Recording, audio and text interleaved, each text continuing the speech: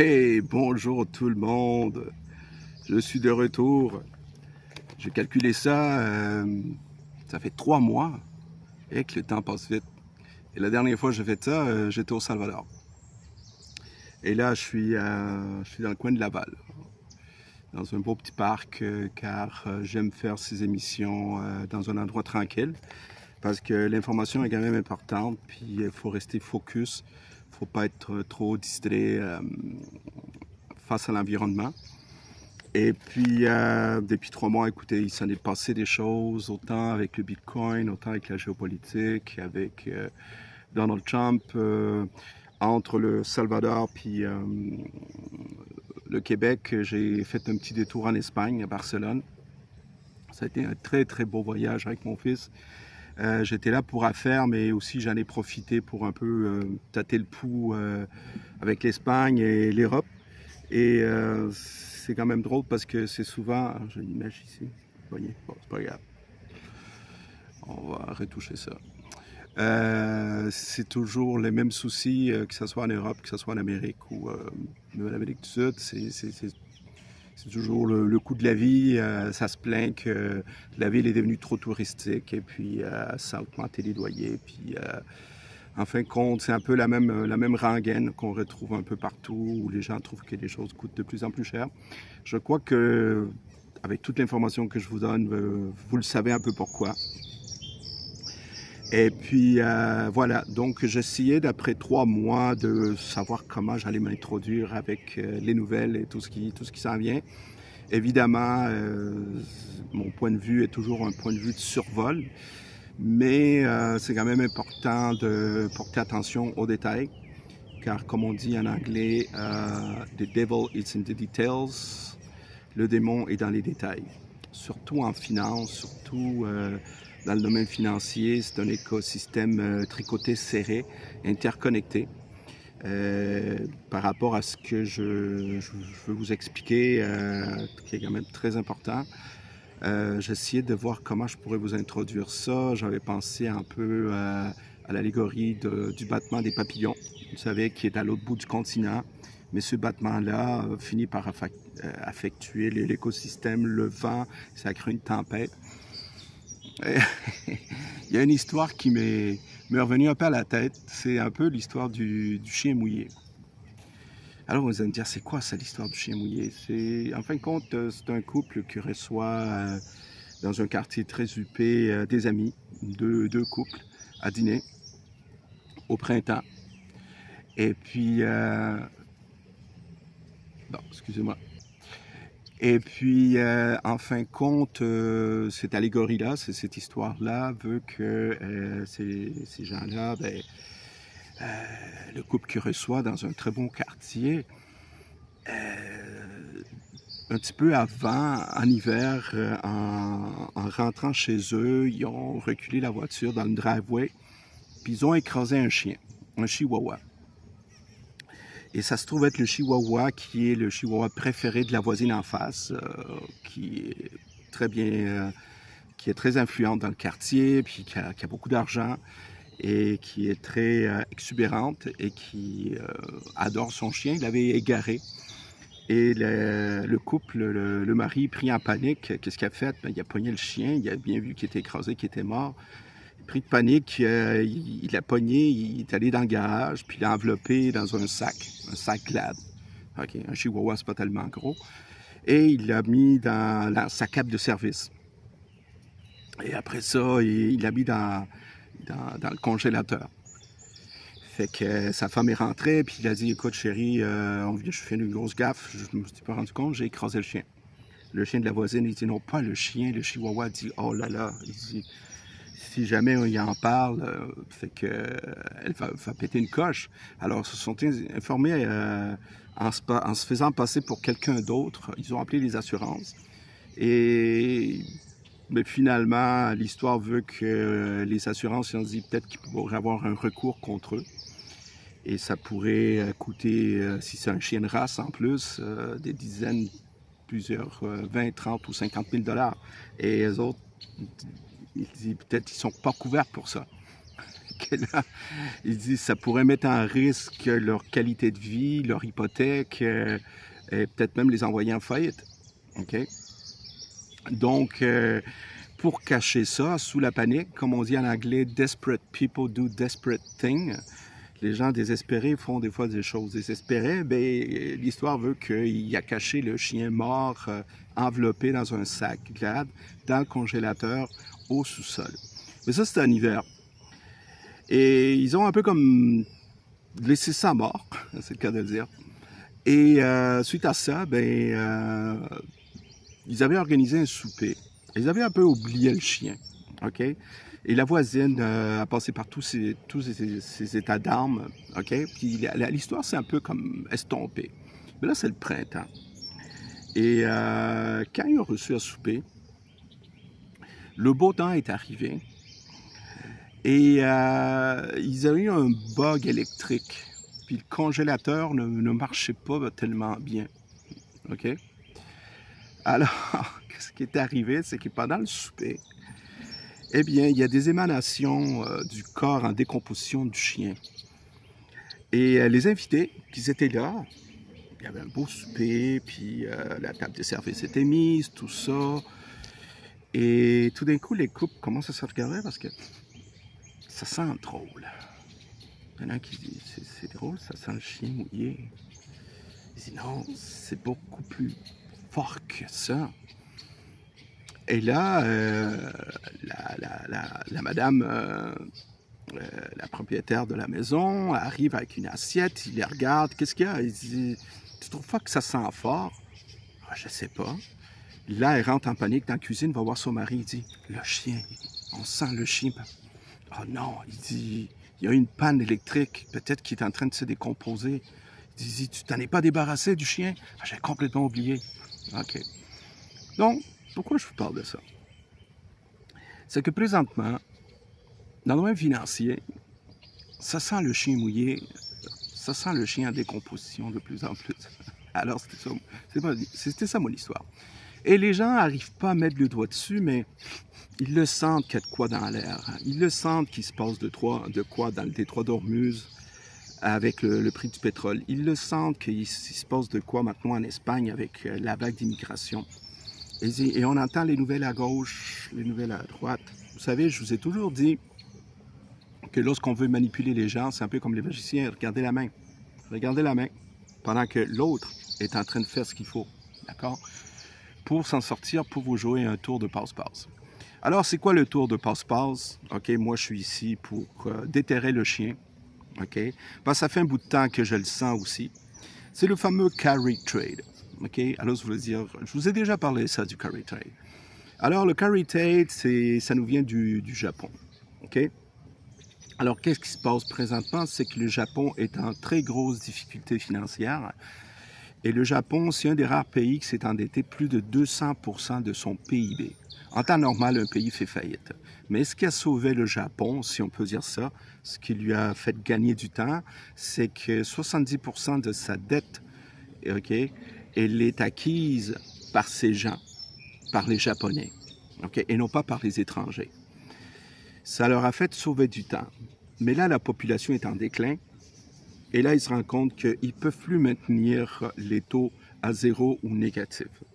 Okay? Et regardez bien ce qui se passe. Le Japon vient d'annoncer il y a quelques semaines qu'il vient de monter le yen, le bon du trésor du yen à 1%. Vous allez me dire, il n'y a pas de feu dans la baraque, c'est juste 1%. Oui, mais ce qui arrive avec le carry trade, je vous explique, c'est que la plupart des grandes firmes, depuis les années 80, ce qu'ils faisaient, étant donné que le yen, des fois, était à zéro ou des fois des taux négatifs, ils empruntaient du yen à coût de millions, à coût de trillions, et avec le yen, ils achetaient du dollar. Et avec ce dollar, ils achetaient des actions. OK? Et ça s'est fait pendant longtemps. Le party continuait, tout le monde se gavait.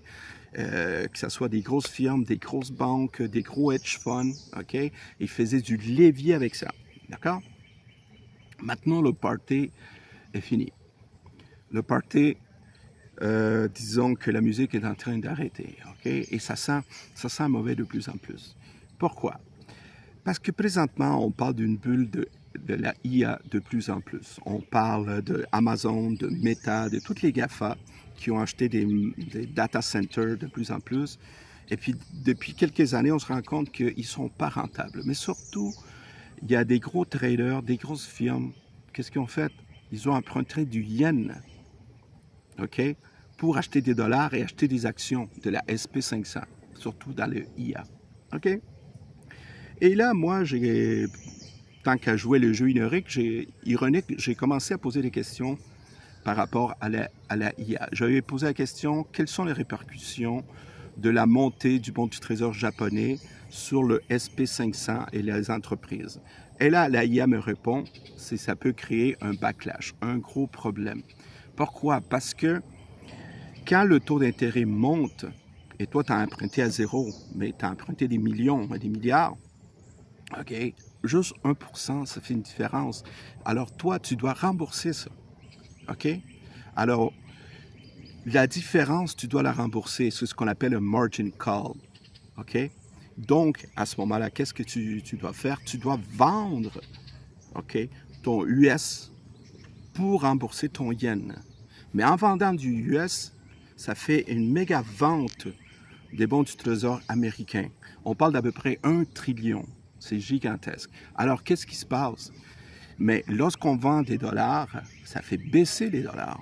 Lorsqu'on vend les bons du trésor américains, ça fait baisser les taux. Et qu'est-ce qui arrive? Eh bien, ces gens qui ont emprunté de l'argent pour acheter des actions de IA, OK, ou des actions des microprocesseurs ou quelque chose dans le genre, que ce soit les NVIDIA de ce monde, sont obligés de liquider leur position. Donc, ces actions-là chutent. OK? Et c'est ce qui s'en vient. C'est-à-dire qu'on parle d'à peu près 20 à 30% d'une correction du SP500. Ça, c'est majeur. OK? On parle pour la rentrée qui s'en vient. OK? Alors, vous allez me dire, OK, mais ça fait quoi, moi en tant que Québécois, en tant que Français ou quoi que ce soit? C'est que tous les fonds de pension dans le monde, OK? Tous les fonds de retraite, OK, sont indexés sur le SP500, OK?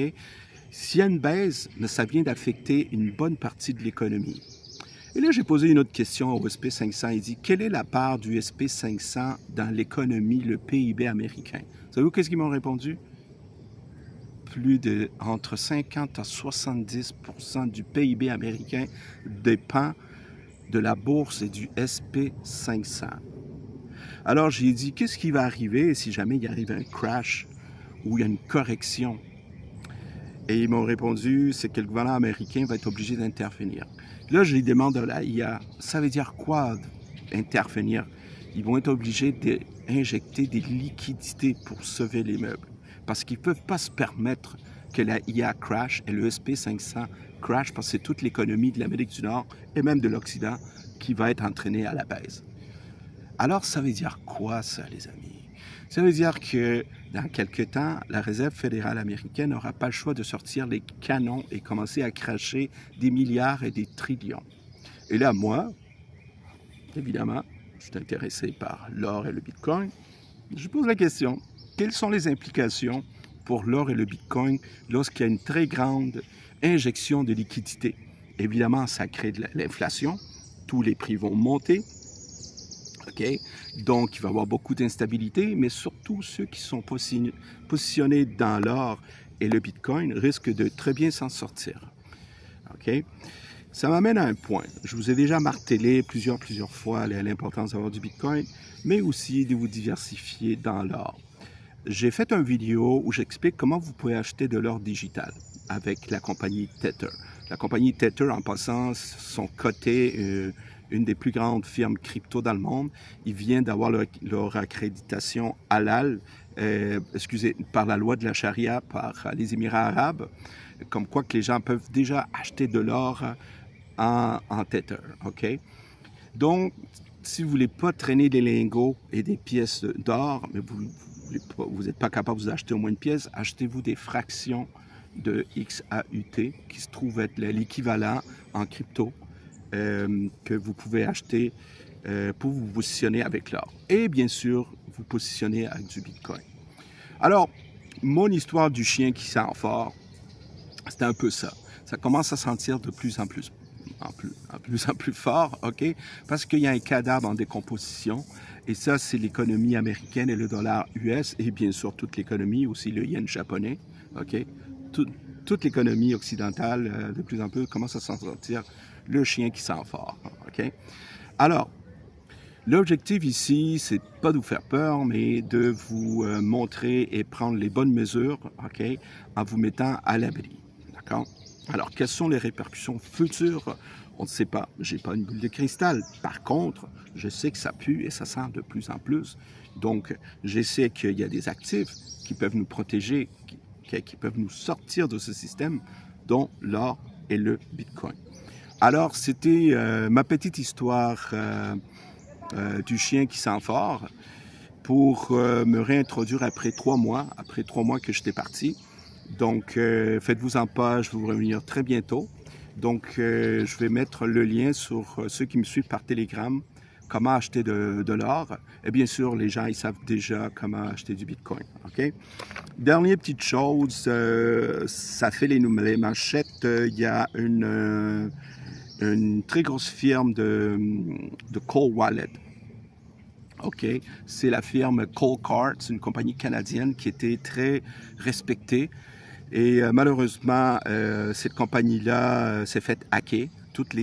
Beaucoup de portefeuilles, on parle de plus de 100 millions en Bitcoin qui ont été volés. Ça n'a rien à voir avec le Bitcoin en tant que tel, c'est la mesure de sécurité. C'est toujours ça le problème.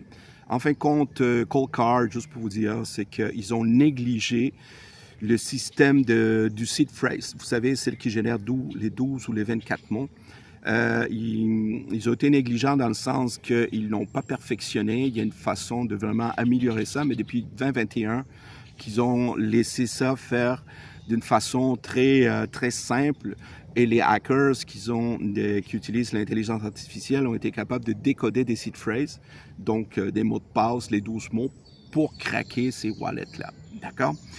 Alors, pourquoi je vous parle de ça? C'est que ça ne veut pas dire que toutes les wallets sont exposées, mais je crois que dans mes prochaines émissions, je vais axer un peu plus des tips, je dirais des trucs de sécurité pour sécuriser vos bitcoins et sécuriser vos bitcoins et vos crypto-monnaies. Dernier petit mot avant la fin. J'ose vous dire, c'est ceux qui ont rentré dans le projet du pool crypto, ça va extrêmement bien. C'est des gens aujourd'hui ça roule mon Raoul. Et il y a aussi le projet Token avec mon ami en Espagne, avec qui justement j'ai été le voir en Espagne. On a passé du temps avec mon fils. Il nous a montré les trades, nous a montré les bureaux.